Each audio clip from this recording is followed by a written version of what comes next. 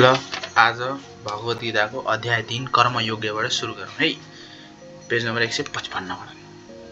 यज्ञ शिष्टाशिन सन्तो मुच्यन्ते सर्व किल्लिवसै भुजन्ते ते दोध पापाये पचन्ते आत्मकारणातम। भगवानका भक्तहरू आफ्नो भोजन सर्वप्रथम यज्ञमा अर्पण गरेर मात्र ग्रहण गर्दछन्। यो त्यसैले तिनीहरू सबै प्रकारका पापबाट मुक्त हुन्छन्। तर जो आफ्ना स्वादका लागि मात्र भोजन तयार गर्दछ त्यसले निश्चय नै पाप मात्र खान्छ।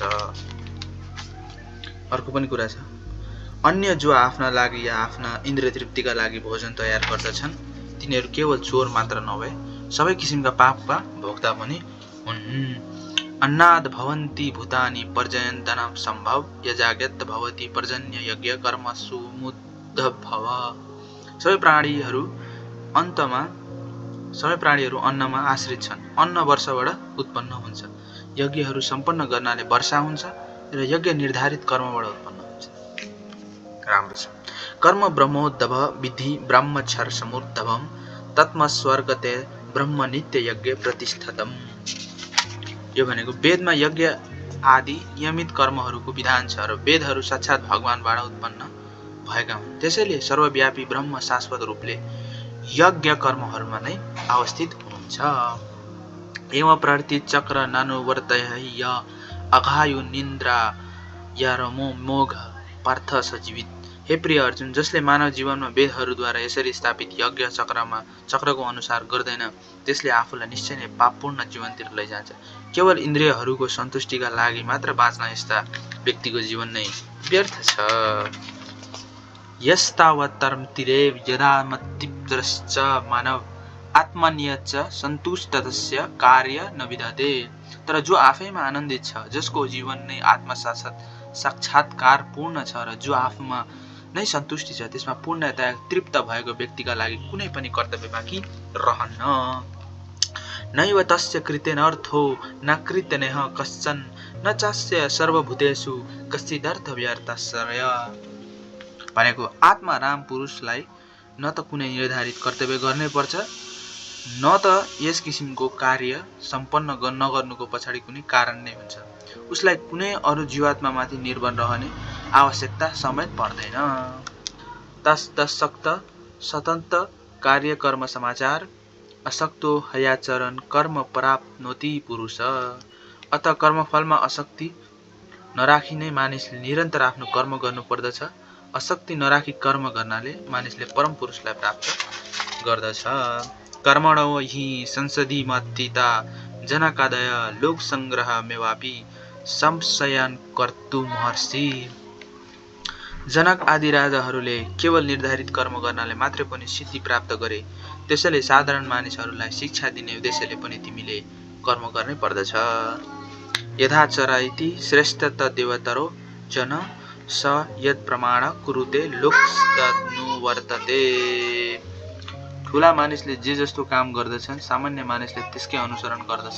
ठुला मानिसले अनुकरणीय कार्य गरेर जस्तो आदर्श स्थापित गर्दछन् सारा संसारले तिनी कुराको अनुसरण गर्दछन्।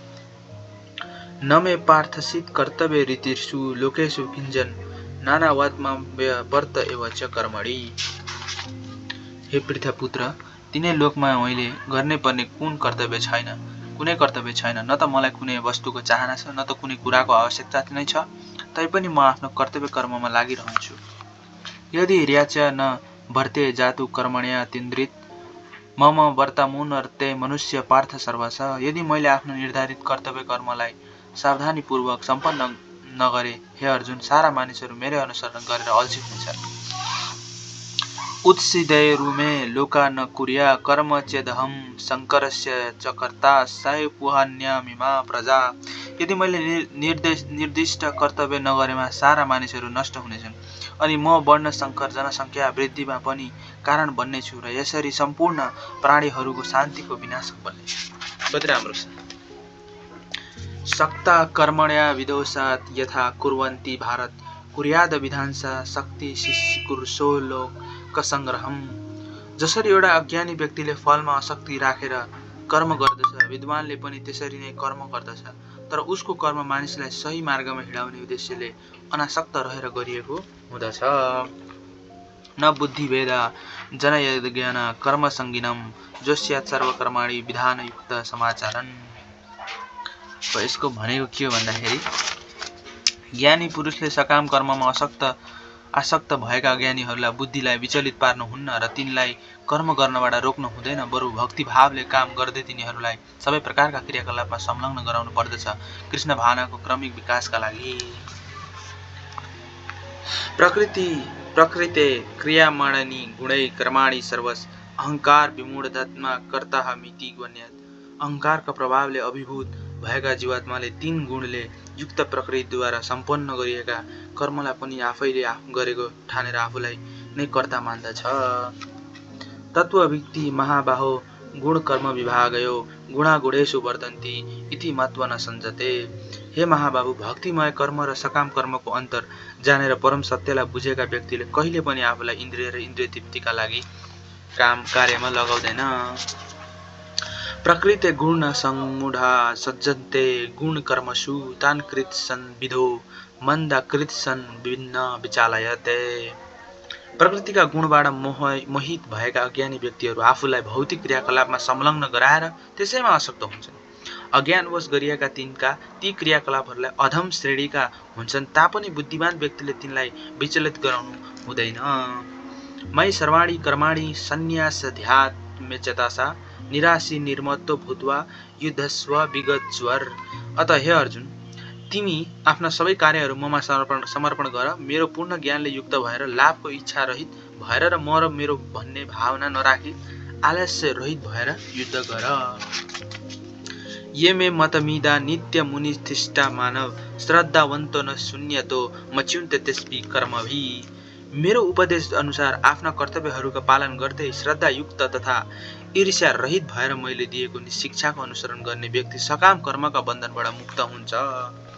ये त्वद्भय सुनते नानुतिष्ठन्ति मे मतम सर्वज्ञान विमूढास्तन् विधि नष्टा नाचेतस। तर जसले ईर्ष्यावश यी उपदेशका उपेक्षा गर्दछन् र यिनका पालना गर्दैनन्, ती व्यक्तिहरू सबै प्रकारका ज्ञानले रहित भएका महामूर्ख मानिन्छन् र पूर्णता पाउनका लागि तिनीहरूले गरेका प्रयासहरू पनि नष्ट हुनेछन्। सन्दृश्य चेष्टस्थे स्वास्थ्य प्रकृति ज्ञान वापि प्रकृति यान्ति भूतानि निग्रह कि करिष्यति। यो भने के थाहा छ? ज्ञानी मानिसले पनि आफ्नो स्वभाव अनुसार कार्य गर्दछ। प्रत्येक व्यक्तिले तीन गुणहरूबाट प्राप्त भएका आफ्नो स्वभावको अनुसरण गरेका हुन्छन्। त्यसलाई दमन गर्नाले के हुन सक्ला र? इन्द्रियस्याद्रियास्यर्थे रागे देशै व्यस्थितौ तैर्नवश गच्छेतौ रस्य परिपन्थेनौ। प्रत्येक इन्द्रिय र त्यस इन्द्रियका विषयसँग सम्बन्धित राग र देशलाई व्यवस्थित गराउने केही नियमहरू हुने गर्दछन्। मानिस यस्ता राग र देशबाट वशीभूत हुन हुँदैन, किनभने यी राग देशहरू आत्मा साक्षात्कारका मार्गमा अवरोध बनेर बस्दछन्। उदाहरणका लागि यौन सुख बद्ध जीवका लागि आवश्यक कुरा हो र यस्तो यौन सुखको अनुमति विवाह सूत्रका बाधिएकाहरूका लागि मात्र हुन्छ। अरू सबै स्त्रीहरूलाई आमा समान मान्नु पर्दछ। श्रेयान् स्वधर्मो विगुण परम धर्मात् यो सुवनिष्ठतात् स्वधर्मे निधन श्रेय परधर्मो भयावह। अरूलाई तोकिएको कर्म परधर्म राम्ररी सम्पन्न गर्नुभन्दा त्रुटिपूर्ण तरिकाले भए पनि आफूलाई तोकिएको कर्तव्य स्वधर्म गर्नु नै राम्रो हुन्छ। परम धर्ममा लाग्नुभन्दा आफ्नै धर्ममा रहेर मर्नु बरु उत्तम हुन्छ, परधर्ममा लाग्नुभन्दा, हैन? किनभने परधर्ममा लाग्नु डरलाग्दो हुन्छ। अर्जुन वाच अथ केन प्रयुक्तया पाप चरति पुरुष अच्छिन छपि वर्णस्य बलादिव नियोजित। अर्जुनले भने, हे वृणवंशी कृष्ण, मानिसले नचाहँदै पनि बलपूर्वक पाप कर्ममा कसैले लगाए जस्तै केबाट प्रेरित भएर पाप गर्दछ? भनेको मतलब जब ऊ मायाका सम्पर्कमा आउँदछ त्यस समय उसले बिना हिचकिचाहटबाट धेरै पाप गरिदिन्छ, बिना हिचकिचाइ धेरै पाप गरिदिन्छ अरे।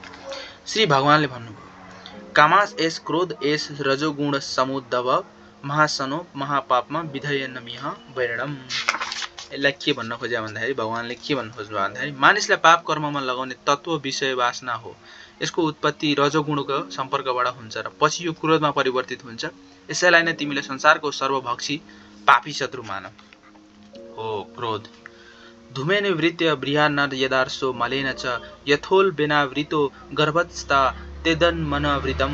जसरी आगो धुवाले ढाकिएको हुन्छ, एना धुलोले ढाकिएको हुन्छ र भ्रूण गर्भाशय वा सालनालले ढाकिएको हुन्छ, त्यसरी नै यो जीवात्मा पनि विभिन्न तहका काम वासनाले ढाकिएको हुन्छ। वा अवृत ज्ञान मेतन ज्ञानिन्य नित्वरिणा कामरूण पेण कौन्त्य दुपऋण नेलच। यसरी बुद्धिमान जीवात्माको शुद्ध चेतनालाई आगो जस्तै बलिरहने र कहिले तृप्त नहुने काम वासना रूपी नित्य शत्रुले ढाकिरहेको छ। यस भौतिक जगतमा सम्पूर्ण क्रियाकलापको केन्द्रबिन्दु नै काम वासना अथवा मैथुन हो। इन्द्रियाणि मनोबुद्धिरधिष्ठा मच्युते अतै बिर्महत्से ज्ञानमावृत्य देहनिम। इन्द्रियहरू मन र बुद्धि नै यस काम वासनाको कार्यका निवास स्थल हुन्। यिनैका माध्यमद्वारा यो काम वासनाका कार्यले जीवात्मा वास्तविक ज्ञानलाई ढाकिदिन्छ र उसलाई मोहित पार्दछ। यो चाहिँ ठिकै हो। तस्मात्तिमिन्द्रियाणादौ नियम्य भारतवर्षम पापमान प्रजहित हेयन ज्ञान विज्ञाननाशनम।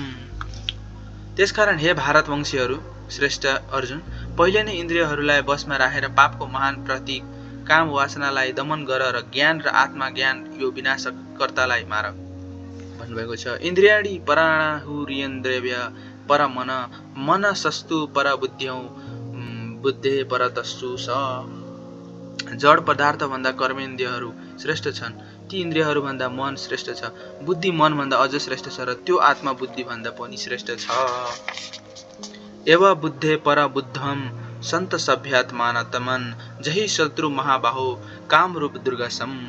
यस प्रकारले हे महाबाहु अर्जुन,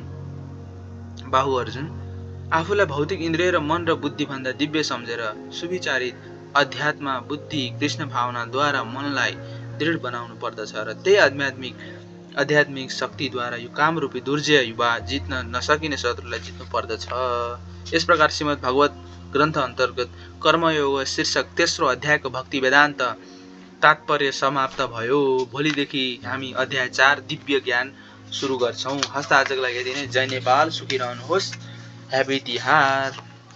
जस भगवत गीता पढ्नुहोस्।